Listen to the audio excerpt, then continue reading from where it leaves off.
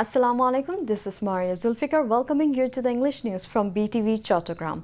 Let's begin with the top stories. Delegation of Japan's trading and investment organization Mitsui & Company calls on Prime Minister Tariq Rahman.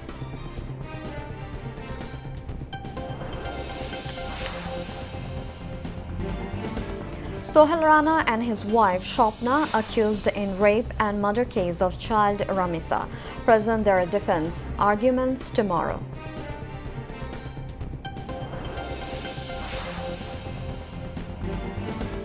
Government wants to build investment-based economy reducing debt dependence, says Finance Minister.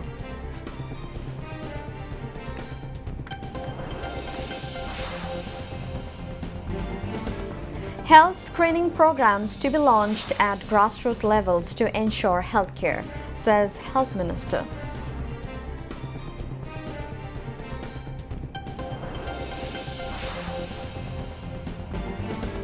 "21 persons died in terrible fire at a residential hotel in New Delhi of India.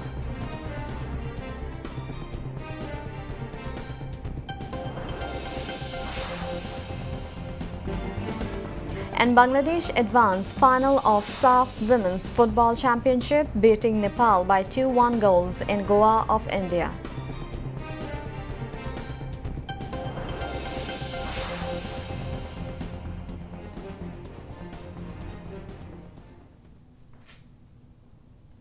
Viewers, those were the top stories. Now moving on to the details. A delegation from Mitsui & Company, one of Japan's largest trading and investment companies, met Prime Minister Tariq Rahman and discussed investment opportunities in various sectors in Bangladesh. The meeting was held at the Prime Minister's office in the Cabinet Division at the Bangladesh Secretariat today. During the meeting, the two sides discussed ways to expand investment and business cooperation in Bangladesh, potential investment and expansion in various sectors, including food, agriculture, energy, and ICT, were discussed at the meeting. The Prime Minister and others informed the delegation that the current government is pursuing an investment-friendly policy and is committed to providing maximum support to attract and facilitate foreign investment. The delegation was also told that the government has taken steps to integrate services of different agencies and departments under a one-stop service system to simplify business operations and approval procedures for investors, enabling faster and smoother implementation of investment projects. Mitsui operates globally in a wide range of sectors, including logistics, infrastructure, metals, energy, and food trading. Finance and Planning Minister Amir Khosrow Mahmood Chaudhry, Prime Minister's Finance and Planning Advisor Rashid Al Mahmood Titumir, Prime Minister's Special Assistant Dr. Shakirul Islam Khan and Finance Secretary Mohammad Khairuzaman Mojumdar were present at the meeting. Chief Executive Officer and Executive Vice President for the Asia-Pacific region of Mitsui & Company Makoto Sato led the delegation. Chief Strategy Officer of the Asia-Pacific Business Unit Takanobu Murayama, Country Chairman of Mitsui Bangladesh Kenichiro Kawamoto, and Deputy General Manager of the company's Dhaka branch Muhammad Munir Zaman were also present at the meeting. Sohail Rana, the prime accused in the rape and murder case of 8-year-old Ramisa in Polubi, has pleaded guilty in court and apologized. He made the apology during the hearing of the defense of the accused in the court of Dhaka Metropolitan Child Violence Prevention Tribunal Judge Masroor Salikin this morning. At the beginning of the hearing, the judge read out the allegation of the accused and the statements of the witnesses. Later, accused Sohail Rana admitted his responsibility in the murder of 8-year-old Ramisa and claimed that his wife Shopna Khatun is innocent.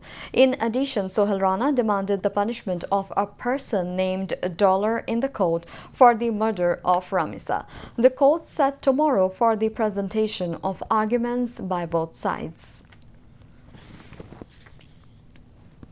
The National Parliament has organized an orientation program aimed at strengthening democratic practices and enhancing the effectiveness of newly elected lawmakers in parliamentary activities. Around 260 members of Parliament and participating in the two-day event. Domestic and international guests and representatives attending the program have welcomed the timely initiative. The program, designed to provide participants with an understanding of the Constitution, parliamentary rules of procedure and the legislative process, was inaugurated today. Speakers at the opening ceremony included Speaker Hafizuddin Ahmed, Deputy Speaker Barrister Kaisar Kamal, Chief Whip Muhammad Nurul Islam, Leader of the Opposition Shafiqur Rahman, the Ambassador of Sweden and the UNDP resident representative. Speaker Hafizuddin Ahmed and that the orientation would give new lawmakers an opportunity to gain a comprehensive understanding of the Constitution, the rules of procedure and parliamentary functions. He noted that such an orientation ahead of the budget session would help new members play a more effective role in Parliament. He also emphasized that a clear understanding of parliamentary rules and regulations is essential for meaningful participation in parliamentary proceedings. The Speaker added that in the past there had been public dissatisfaction regarding the structure and functioning of Parliament. However, under the current circumstances, people are observing parliamentary activities with great interest and attention. Finance Minister Amir Khosrow Mahmood Chaudhry has said that the government is working to transform Bangladesh from a debt-dependent economy into an investment-driven one. He made the remarks while speaking to journalists this afternoon after a meeting with the Prime Minister at the Secretariat. The Finance Minister said that the government is taking steps to move away from the debt-reliant economic model that had developed in previous years and is focusing on building an economy driven by investment. He also expressed optimism about achieving the government's goal of building a $1 trillion economy, stating that the upcoming fiscal year's budget is being formulated with the interests of all citizens in mind. The Finance Minister said the government is working to ensure that the benefits of the budget reach people at every level of society. He further reiterated his expectation that the government's vision of developing a $1 trillion economy will be successfully realized. Health Minister Shardar Mohammad Shakawat Hussain has announced that specialized children's hospitals will be built in 5 divisions, including Khulna, to improve pediatric healthcare services. He made the announcement today at a briefing on the development of the health sector held at the Secretariat. The minister said the Ministry of Housing and Public Works has already begun work on the project following the Prime Minister's directive. He said the specialized hospitals will initially be constructed in Rajshahi, Kumilla, Khulna, Borishal and Rangpur. The minister also announced plans to introduce a health screening program to ensure healthcare services at the grassroots level. As part of a pilot project, the program will initially be launched in one union each of 6 of 10 upazilas. Shardar Mohammad Shakawat Hussain said every hospital will be provided with 1 female and 1 male physiotherapist to strengthen healthcare services in rural areas.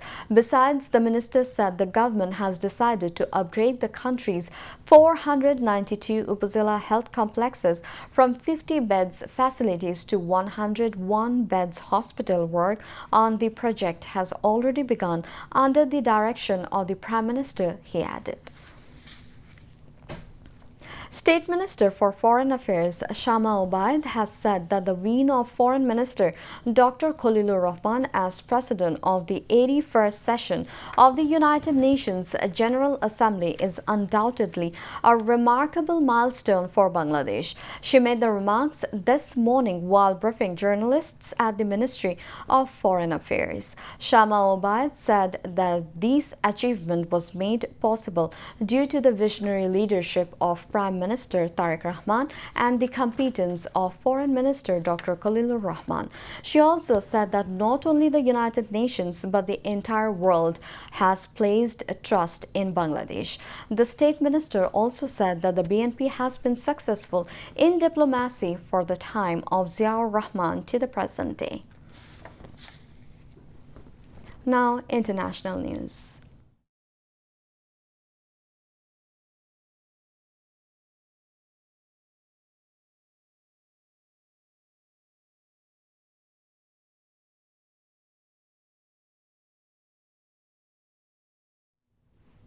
At least 21 people have been killed and dozens injured after a fire tore through a multi-story building in South Delhi of India.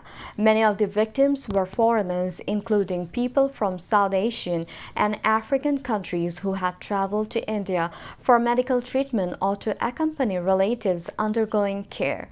The building in the Malviya Nagar area allegedly operated as a bed and breakfast catering to patients and relatives of those receiving treatment at a nearby private hospital.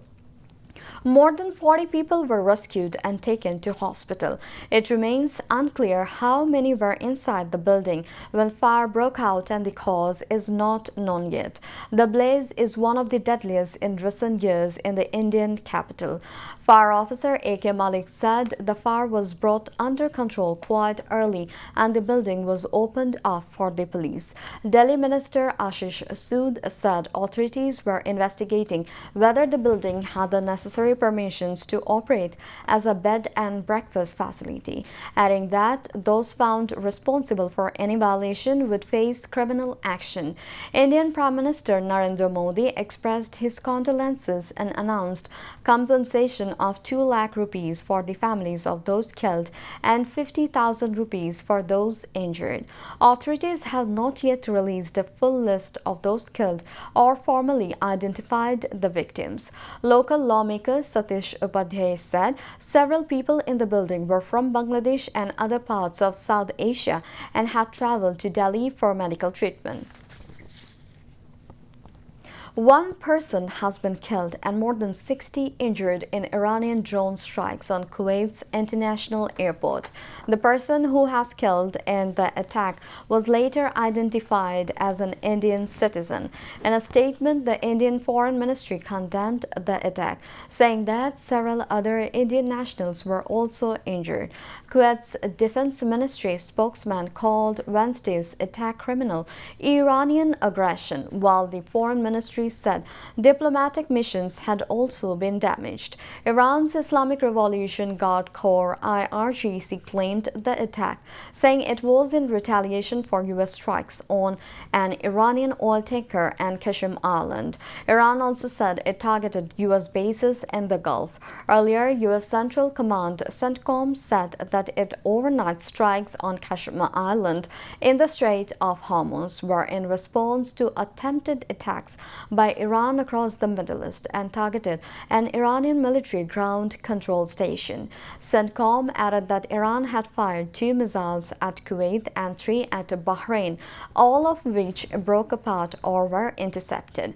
The latest escalation threatens a shaky ceasefire between the United States and Iran. 7 people were killed and 11 others injured in a Ukrainian drone attack on a bus traveling from Moscow to Simferopol in Russian-controlled Crimea. The attack took place in the Yanukovia area. Denis Pushlin, the leader of the Donetsk People's Republic, said on the social media platform Telegram that a drone hit a coach bus on the Moscow-Simferopol long-distance intercity bus service in Yanukovia. Earlier, at least 22 people were killed and more than 100 injured in a Russian attack in Ukraine on Monday night. Russian forces carried out this drone and missile attacks in at least 7 regions of Ukraine, including the capital Kiev and the city of Dnipro. After the attack, about 140,000 people were left without electricity as the power supply in Kiev was cut off. Thousands of residents took refuge in subway stations to save their lives. Now, sports news.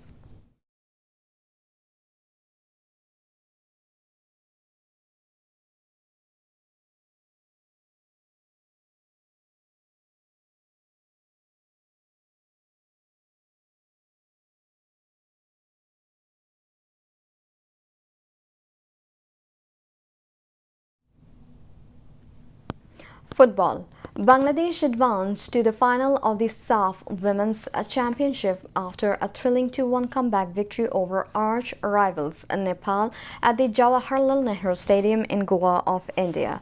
The match began with a lackluster early performance delivered by the Bengal Tigresses. Nepal took full advantage of the shaky start, cornering the red-green defense with relentless counter-attacks.